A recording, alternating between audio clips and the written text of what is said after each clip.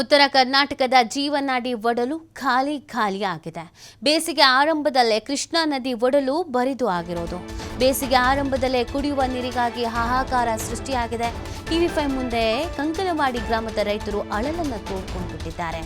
ಬಾಗಲಕೋಟೆಯ ಜಮಖಂಡಿ ತಾಲೂಕಿನ ಕಂಕನವಾಡಿ ಕುಡಿಯುವ ನೀರಿನ ಬವಣೆ ನೀಗಿಸಿ ಅಂತ ಕೇಳ್ಕೊಳ್ತಾ ಇದ್ದಾರೆ ರೈತರು. ಸರ್ಕಾರಕ್ಕೆ ಕೈ ಮುಗಿದು ಬೇಡ್ಕೊಳ್ತಾ ಇರುವಂಥದ್ದು ರೈತರು. ನೋಡಿ, ಇನ್ನು ಬೇಸಿಗೆ ಪ್ರಾರಂಭ, ಸೊ ಈಗಲೇ ಈ ಥರದೊಂದು ಪರಿಸ್ಥಿತಿ ನಿರ್ಮಾಣ ಆಗಿದೆ. ಇನ್ನು ಹೇಗೆ ಕಳೆಯೋದು ಮುಂದಿನ ದಿನಗಳನ್ನು? ರೈತರು ಕಂಗಾಲಾಗಿ ಹೋಗಿದ್ದಾರೆ. ಪ್ರತಿಯೊಂದಕ್ಕೂ ನೀರು ಬೇಕೇ ಬೇಕು. ಆಲ್ರೆಡಿ ಸಮಸ್ಯೆಗಳನ್ನು ಎದುರಿಸ್ತಾ ಇದ್ದೀವಿ. ಇಂಥ ಸಂದರ್ಭದಲ್ಲಿ ಕುಡಿಯೋ ನೀರೂ ಇಲ್ಲ ಅಂತ ಹೇಳಿದ್ರೆ ಹೆಂಗೆ? ರೈತರು ಮನವಿ ಮಾಡ್ಕೊಳ್ತಾ ಇದ್ದಾರೆ. ದಯವಿಟ್ಟು ಇದಕ್ಕೊಂದು ವ್ಯವಸ್ಥೆಯನ್ನು ಮಾಡಿಕೊಡಿ ಅಂತ ಆಗ್ರಹಿಸ್ತಾ ಇದ್ದಾರೆ. ಏನೂ ನೀರಿಲ್ಲ ರೀ. ನೀರು ಬತ್ತೈತಿ, ಕೆಟ್ಟ ಬಿರು ಬಿಸಿಲ, ಕೆಟ್ಟ ಬ್ಯಾಸಿಗೆ. ನಮ್ಮ ಜಾನುವಾರುಗಳಿಗೆ ನೀರಿಲ್ಲ. ಮುಂದೆ ಇದಕ್ಕೆ ನೀರು ಹಳ್ಳದ ನೀರು ಬರ್ತೈತಿ, ಯಾವುದು ಉಪ್ಪು ನೀರು ಬರ್ತೈತಿ ರೀ. ಅದು ಆ ಉಪ್ಪು ನೀರು ಗೊಳೆ ಆಗೋದ್ರಿಂದ ಏನಾಗತ್ತೆ, ನಮ್ಮ ದನ ಕರುಗಳು ಕುಡ್ಸೋಕ್ಕಾಗಂಗಿಲ್ಲ. ಆ ಉಪ್ಪು ನೀರು ಕುಡ್ಸೋಕ್ಕಾಗಲ್ಲ. ಮುಂದೆ ಎದೆ ತೆಗೆದ ಒಂದು ಏನೋ ಗುಮ್ಮ ಮಾಡ್ರೂ ಕೆಟ್ಟ ಸೌಳು ನೀರು ಬರ್ತೈತಿ. ಇದಕ್ಕೆ ಸಂಬಂಧಪಟ್ಟಂತೆ ಅಲ್ಲಿನ ರೈತರನ್ನ ನಮ್ಮ ಪ್ರತಿನಿಧಿ ಮಾತನಾಡಿಸಿದ್ದಾರೆ. ಗುರು ಹಿರೇಮಠ್, ಕೇಳೋಣ ಬನ್ನಿ ಯಾರ್ಯಾರಿಗೆ ನೀನು ಹೇಳಿದ್ದಾರೆ ಅಂತ. ಬಿರು ಬೇಸಿಗೆ ಪ್ರಾರಂಭವಾದರೆ ಕೃಷ್ಣಾ ನದಿ ತೀರದ ಜನರು ಗೋಳು ಮಾತ್ರ ಹೇಳ್ತಿರೋದು ಅಂತಲೇ ಹೇಳ್ಬೇಕಾಗತ್ತೆ. ನಾನೀಗ ಕೃಷ್ಣಾ ನದಿಯ ಜಮಖಂಡಿ ತಾಲೂಕಿನ ಕಂಕನವಾಡಿ ಗ್ರಾಮದ ಹೊಂದಿಕೊಂಡಿರ್ತಕ್ಕಂಥ ಕೃಷ್ಣಾ ನದಿಯ ರೈತರ ಬದುಕನ್ನು ನೋಡ್ಬೋದು. ನೀವು ದೃಶ್ಯದಲ್ಲಿ ನೋಡ್ಬೋದು. ಏನು ರೈತರಿದ್ದಾರೆ, ನಮಗೆ ನೀರು ಕೊಡಿ ಅನ್ನುವಂಥ ವಿಚಾರವನ್ನು ಇಟ್ಕೊಂಡು ಕೈ ಮುಗಿದು ಅಂತ ಕೇಳುವಂಥ ಪರಿಸ್ಥಿತಿ ಇವತ್ತು ನಿರ್ಮಾಣ ಆಗಿರುವಂಥದ್ದು ಸದ್ಯ ನೀವು ದೃಶ್ಯದಲ್ಲಿ ನೋಡ್ಬೋದು.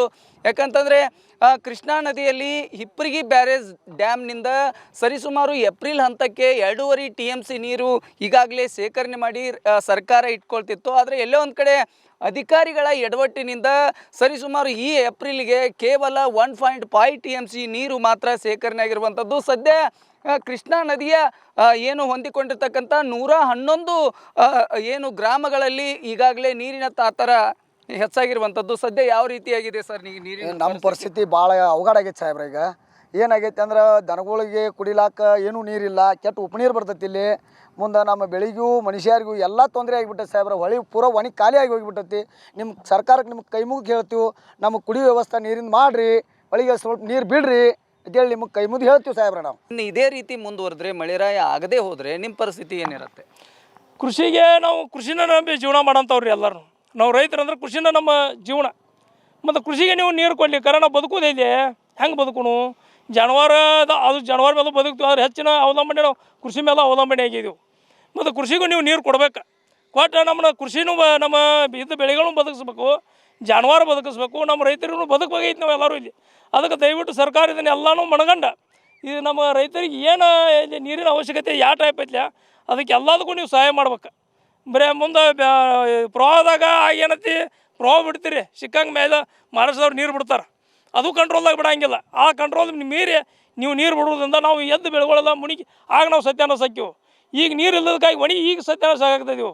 ನಾವು ಎರಡೂ ಹೊಡೆತು ನಮ್ಮ ರೈತರಿಗೆ ಬಿಡಾಕೈತೇವು.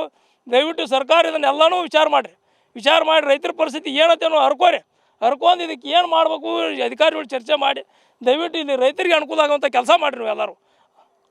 ಇದು ರೈತರು ತಮ್ಮ ಅಳಲನ್ನು ಕೂಡ ವ್ಯಕ್ತಪಡಿಸಿರುವಂಥದ್ದು. ಒಂದು ಕಡೆ ಪ್ರವಾಹದ ಭೀತಿಯನ್ನು ಎದುರಿಸಬೇಕಾಗತ್ತೆ, ಇನ್ನೊಂದು ಕಡೆ ಬೇಸಿಗೆ ಆರಂಭವಾದರೆ ಇಲ್ಲಿ ನೀರಿಲ್ಲದೆ ಬೆಳೆಗಳೇ ಹಾಳಾಗ್ತದೆ ಮತ್ತು ಕುಡಿಯೋ ನೀರಿಗೆ ತಾತಾರ ಅನುಭವಿಸುವಂಥ ಪರಿಸ್ಥಿತಿ ನಿರ್ಮಾಣ ಆಗಿದೆ ಅಂತ ಅಳಲನ್ನು ಕೂಡ ಟಿವಿ5 ಮುಖೇನ ಇಲ್ಲಿಯ ರೈತರು ತಮ್ಮ ಗೋಳನ್ನು ಕೂಡ ಹಂಚಿಕೊಂಡಿರುವಂಥದ್ದು. ಇದು ಬಾಗಲಕೋಟೆಯಿಂದ ಗುರು ಹಿರೇಮಠ್, ಟಿವಿ5 ಕನ್ನಡ.